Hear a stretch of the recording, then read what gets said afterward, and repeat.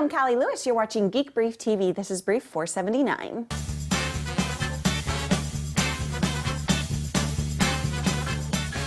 If you've been remotely connected to the web today, you can guess what my first story is. Steve Jobs will no longer be doing keynotes at Macworld, and this will be the last year Apple exhibits at the event in San Francisco. There will be a keynote in January, but it'll be delivered by Phil Schiller. I like Phil, but this is pretty devastating news for those of us in the cult of Mac. Apple PR says trade shows have become a very minor part of how Apple reaches its customers. I recently read that Apple stores are visited by 85,000 people a day, and Apple believes its stores are the new best way to interact with its customers. You have to know I'm disappointed, but transitioning Apple away from the Steve Jobs keynote at Macworld is probably a big part of transitioning Apple away from its dependence on Steve Jobs. When CBS paid $1.8 billion for CNET, they were buying more than a great source of tech news. They were buying some of the best domain names it's possible to own, including mp3.com, news.com, and tv.com. It looks like tv.com is going to be redeveloped as a site that competes with Hulu.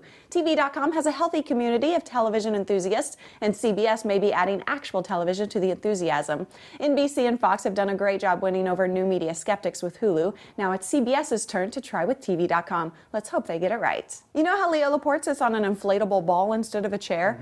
It's supposed to provide health benefits that come from constant movement. Game Rocks is meant to provide the same kind of benefits to kids playing video games. It allows movement in any direction, but that movement is limited to what's safe. It promotes body movement with the hope that kids will develop better coordination, balance, and spatial awareness. I'm hoping for insight from you guys because I don't play any games where it makes sense to sit while playing.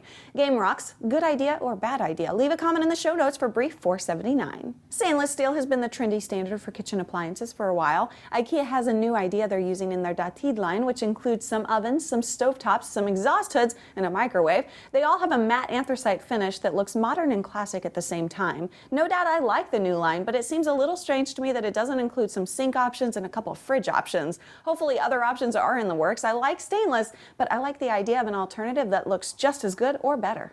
Thanks to everyone who stopped by our streaming Christmas party with Jeff Smith. Almost 14,000 of you dropped in for at least a little of it, and 80 of you came in person. We'll release some of the highlights between the week of Christmas and Macworld. This episode is made possible by GoDaddy.com. When you guys use my promo codes GB1, GB2, or GB3, you save money at GoDaddy.com, and we get to pay the bills. Thanks for that, and thanks for watching The Brief.